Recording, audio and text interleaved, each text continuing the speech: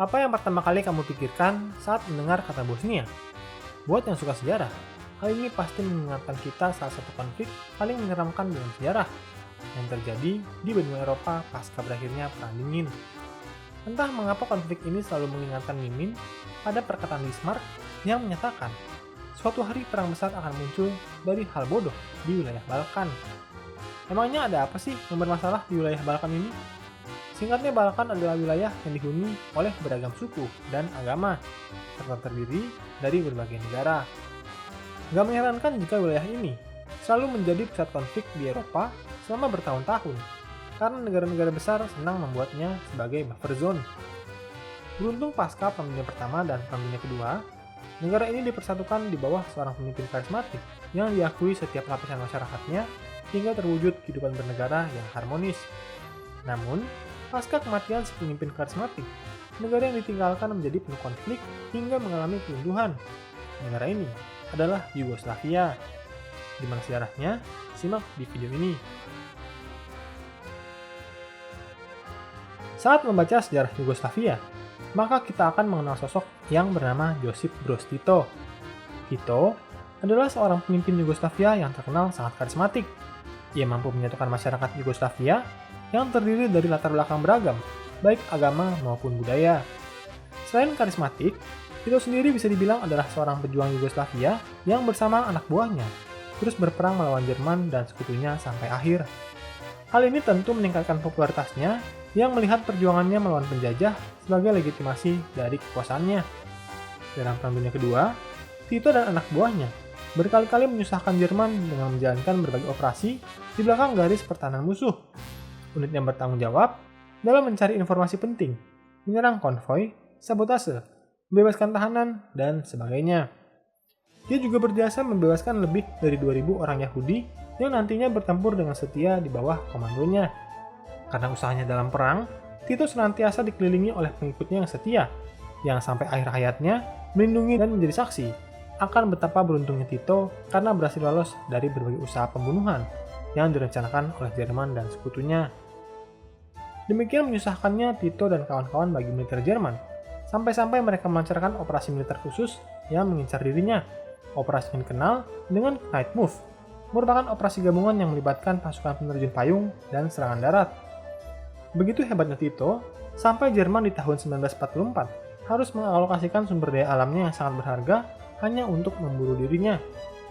Pasca Perang Dunia Kedua, negara Yugoslavia di bawah pimpinan Tito menganut ideologi komunis, namun mereka berbeda dengan negara komunis lainnya karena Tito menolak untuk tunduk di bawah perintah Stalin. Di bawah Tito, Yugoslavia adalah negara komunis yang bersikap netral, baik kepada blok barat dan blok timur. Sistem ekonominya juga unik, sekalipun komunis, mereka mengekspor hasil produksi ke berbagai negara yang menerimanya baik blok barat maupun blok timur. Hal inilah yang membuat Stalin dan para pemimpin USSR sangat jengkel dengan sang pemimpin komunis yang bandel ini. Seperti yang bisa ditebak, Stalin yang sudah sangat marah langsung memerintahkan para bawahannya menyingkirkan Tito dengan cara apapun. Tidak mengherankan jika ada begitu banyak usaha pembunuhan Tito oleh agen-agen asing di Uni Soviet. Begitu jengkelnya Tito dengan Stalin yang terus mengirim pembunuh, sampai ia menyatakan secara terbuka, "Berhentilah mengirim orang untuk membunuhku. Kami telah menangkap 5 dari mereka, salah satunya dengan bom dan yang satu lagi dengan senapan. Jika kamu tidak berhenti mengirim pembunuh, saya akan mengirim satu ke Moskow dan saya tidak perlu mengirim yang lainnya." Pasca kematiannya di tahun 1980, sama seperti Uni Soviet, permasalahan mulai muncul karena Yugoslavia kesulitan menemukan sosok pemimpin seperti Tito. Yugoslavia menghadapi berbagai masalah, seperti meningkatnya jumlah pengangguran hingga inflasi besar-besaran yang membuat rakyat bingung mau makan apa karena harga yang terlalu tinggi sedangkan mereka hanya pengangguran. Lambat laun kondisi Yugoslavia menjadi semakin parah dan perpecahan tidak bisa dihindari lagi. Pemerintahnya yang kewalahan dengan berbagai masalah merespons separatisme dengan mengirim militer untuk memadamkan situasi. Keputusan ini malah menghasilkan konflik baru yang nantinya berkembang menjadi sebuah perang besar yang hari ini kita mengenalnya dengan nama Perang Bosnia-Serbia. Konflik ini bermula saat berbagai wilayah Balkan yang tergabung dalam sebuah kesatuan bernama Yugoslavia memutuskan untuk memisahkan diri dan membentuk negara merdeka masing-masing. Namun Serbia tidak menginginkan perpecahan di antara negara-negara ini.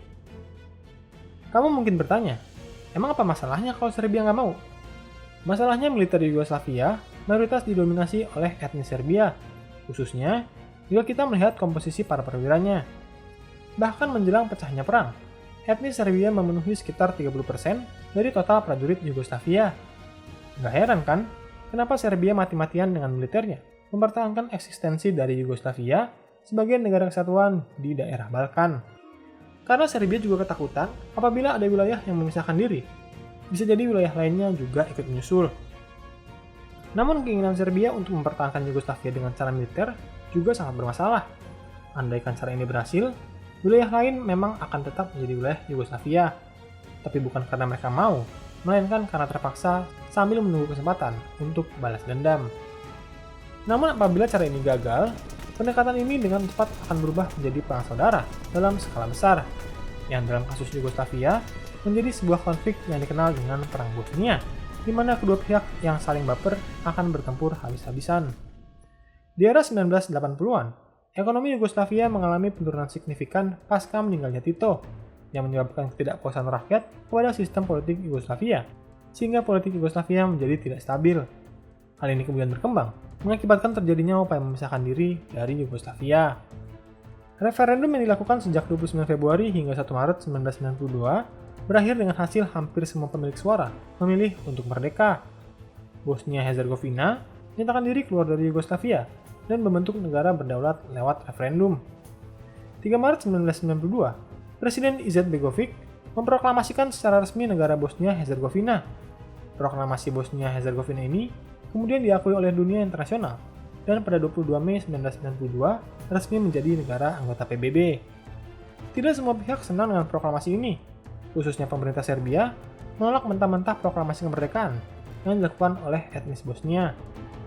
Pasukan bersenjata Serbia kemudian diperintahkan melakukan serangan ke Sarajevo, kemudian disusul oleh pengeboman kota-kota besar oleh militer Serbia.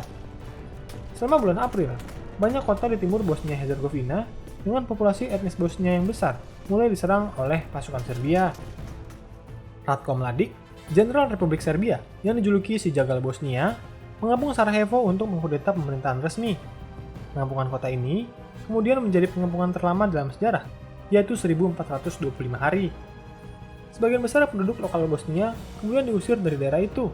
Serangan terus dilakukan, dan dalam waktu 6 minggu, serangan yang dilakukan oleh tentara Yugoslavia, kelompok paramiliter, dan pasukan lokal Serbia mengakibatkan sekitar 2/3 wilayah Bosnia berada di bawah kendali Serbia.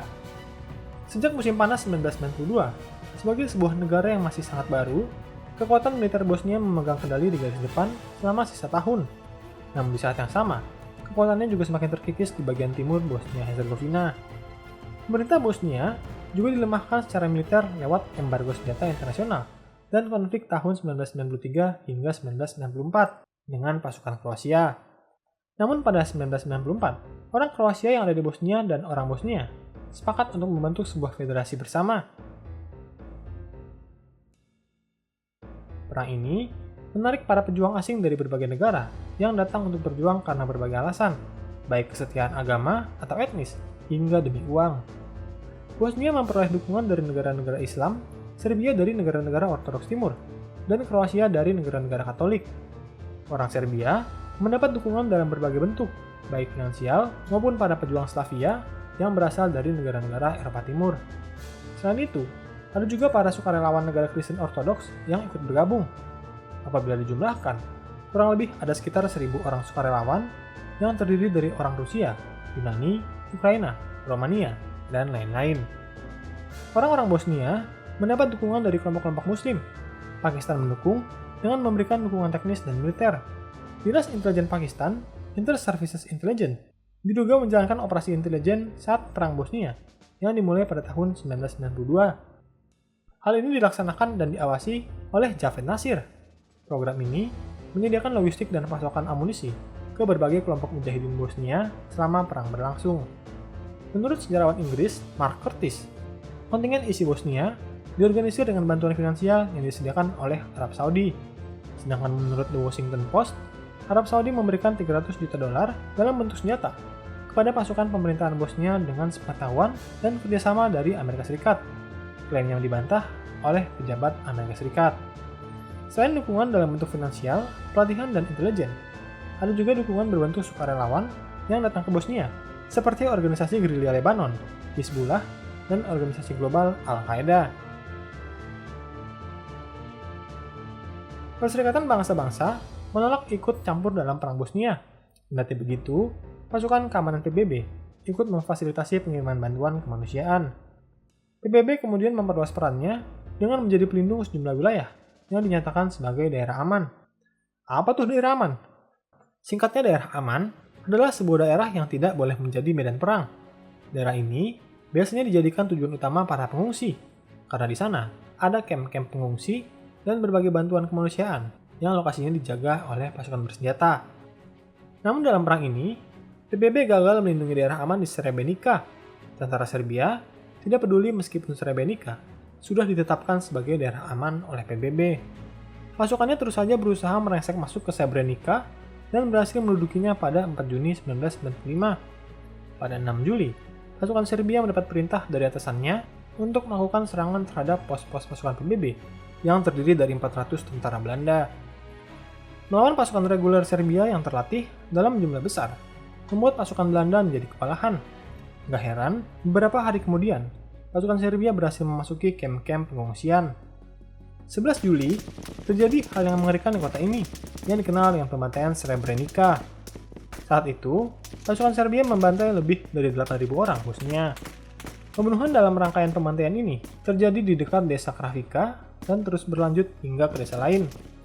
Pertama-tama, pria berusia 12 hingga 77 tahun dipisahkan dengan alasan interogasi.